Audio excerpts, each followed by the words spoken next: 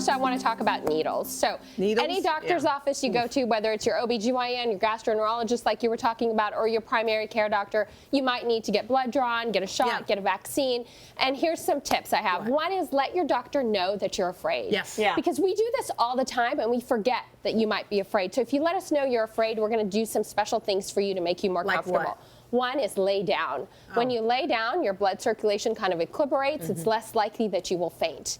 Two, everybody nowadays carries their smartphone and you have your earphones. Listen to some music, play your favorite song, play your favorite mix. That distraction, by the time your song gets to its chorus, your blood will be drawn, your shot will be done, Band-Aid is on, and you're done. Ads like this one, which say freezing eggs is like freezing time, are not misleading. If your natural fertility is going to start to decline in your mid-30s, by freezing your eggs, you're giving yourself the gift of time.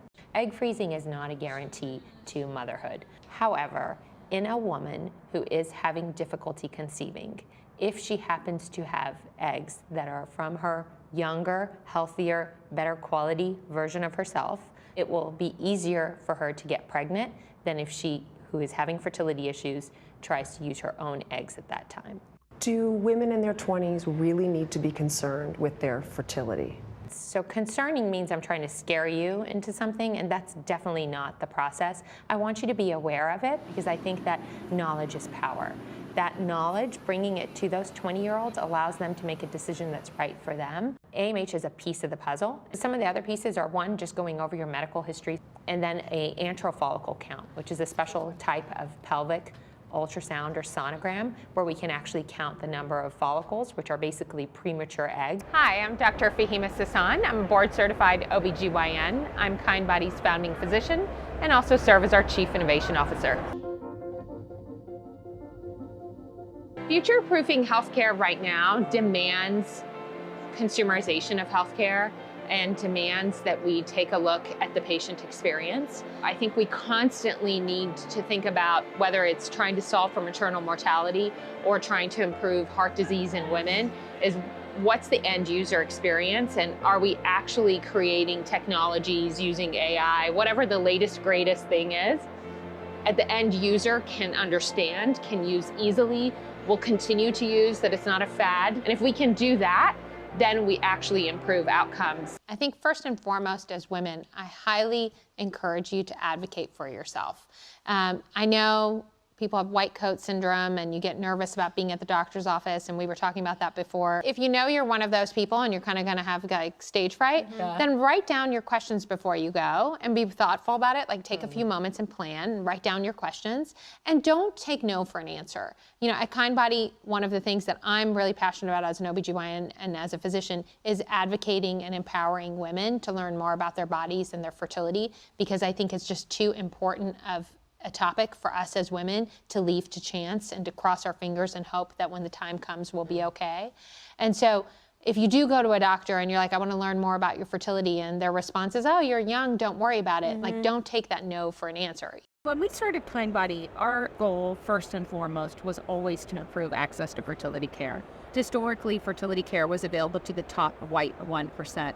And our mission as founders and as an organization was, how do we actually bring access to this care to everyone, recognizing that fertility impacts 1 out of 6 adults and is agnostic to your socioeconomic status. And so this partnership with Walmart allows us to bring this benefit and these services to cashiers and to part-time truck drivers, to true people that live in areas within the United States that are fertility deserts, who would have, prior to this partnership, never had access to this type of treatments. And the part that's so exciting for me is that we're actually helping them grow their families. And when you think about the impact of actually helping someone who would have otherwise not been able to have a child, it's truly something that we're really proud of. And I know that Walmart is really proud of. That we're hoping to start a conversation with women. And that conversation starts with, hey, let's talk about your fertility. Let's talk about what is a biological clock? When does it really start ticking? If I may, I just want to add something. I imagine there's people in this room, we're in the business world, right? Who are like, wait, did she just say they send people to people's homes? And you immediately, I'm sure at least 10 of you in here are like, that's not scalable, and you probably stopped listening. couple of things I want to say. One, that's actually done in all the other high-income countries that have maternal mortality rates that are significantly lower, so it is possible. And second, the United States annually spends $3.3 billion sending weapons to one country. So the money is there, and it is possible. So for the people in here who invest and who are healthcare change makers, please don't just shut off when someone says something that you're like, that's not scalable, because it is, and we do have the money. We just need to appropriate to the right places. I love that.